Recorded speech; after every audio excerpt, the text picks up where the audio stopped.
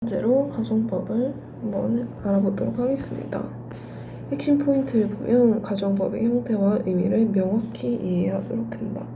이때 가정법의 형태와 의미를 잘 알아두어야 한다는 뜻이겠죠. 특히 조건절이나 주절의 동사 형태를 통해 가정법의 시제를 판단할 수 있어야 한다. 라는 점입니다. 그래서 첫 번째, 가정법의 기본 시제에 대해서 알아보도록 하겠습니다. 가장 기본적인 가정법은 가정법 과거인데요. 현재 사실과 반대되는 일이나 현재나 미래 실현 가능성이 희박한 일을 가정할 때 주로 쓰이며 이 형태를 잘 알아두어야 하는데요.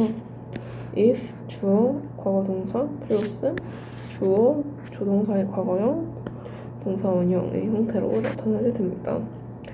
이때 비동사는 수에 상관없이 월로 다 통일돼서 쓰이곤 합니다. 그래서 예문을 보면 예문이 아니라 이어서 보면 조건절의 형태가 if 플러스 주어 플러스 were to 또는 if 플러스 주어 플러스 should 플러스 동사 원형인 가정법 과거는 실현 가능성이 없거나 희박한 미래에 대한 가정임을 나타내는 것입니다. 그래서 예문을 보면 If I won the lottery, I'll travel around the world 이라고 했을 때 이 공식에 맞춰서 생각을 해보면 if I won 과거 동사가 나왔죠.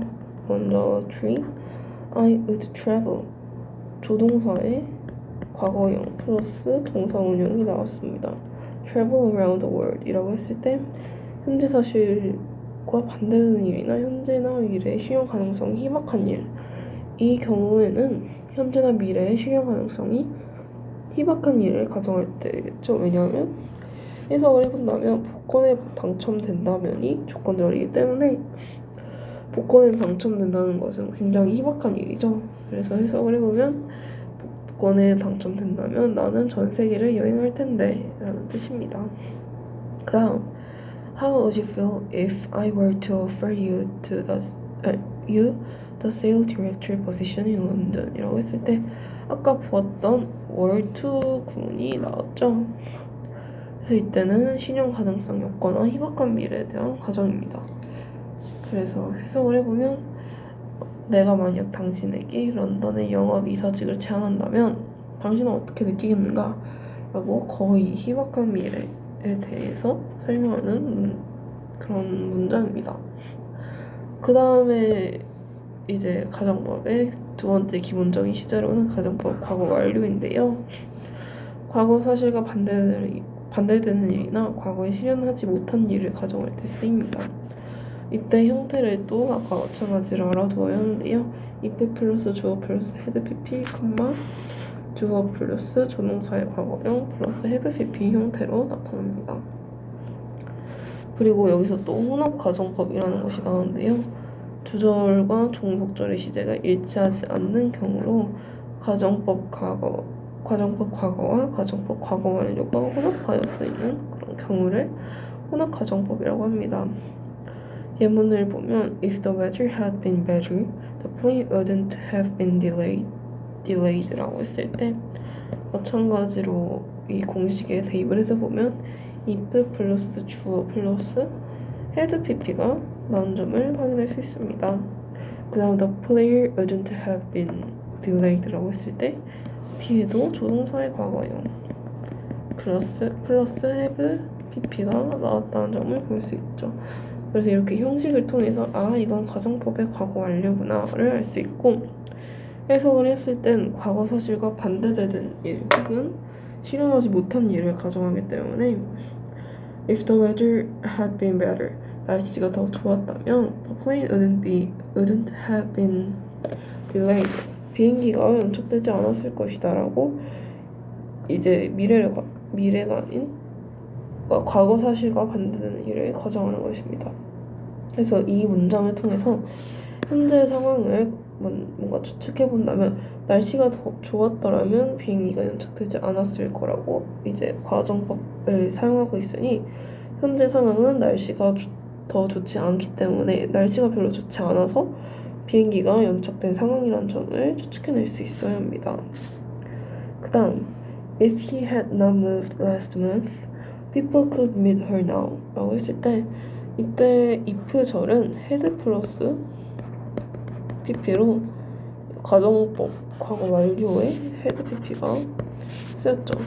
하지만 여기서 주절을 본다면 could meet her이라고 조동사의 과거 플러스 동사 원형이 쓰였습니다. 이 동사 원형은 이 가정법 과거에 있는 이 동사 원형 조동사의 과거형 플러스 동사 원형 이 형태가 나타남으로써 가정법 과거와 가정법 과거 완료가 섞여 있다는 혼합 가정법임을 알 수 있습니다.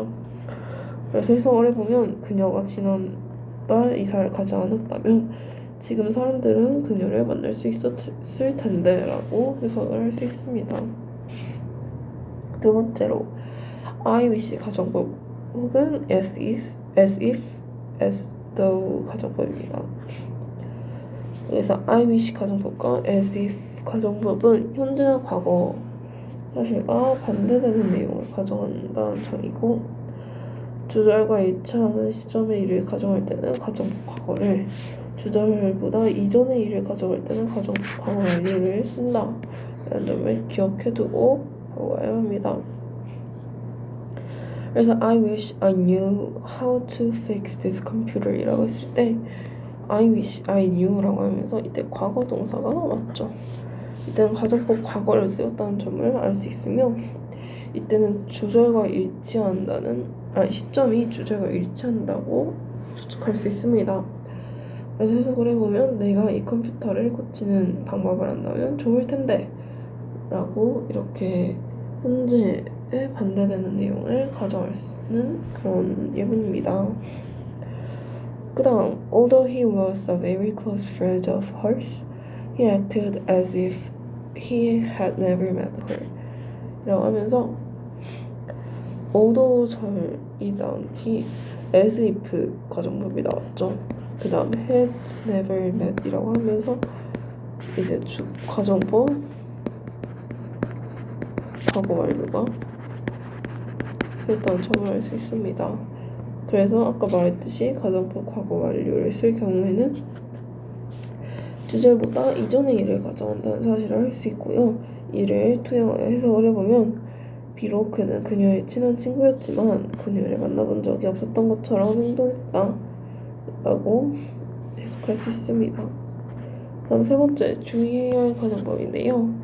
If it were not 이나 if it had not been for은 뭐뭇이 없다면 혹은 had not been은 조동사가 아니라 가정법 과거 완료 때 쓰이는 거기 때문에 없었다면 이라는 과거의 의미를 대표하고 있겠죠.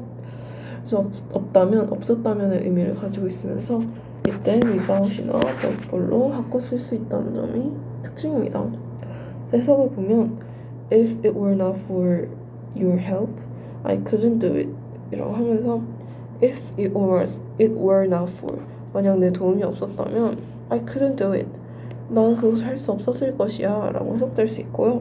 아까도 이렇게 without이나 butfor로 대체할 수 있듯이 여기서도 without your help, but for your help 라고 바꿔 쓸 수 있습니다. 그 다음 had, were, should가 있는 if 절에서 if가 생략된다면 주어와 동사가 도치되어야 한다는 점인데요.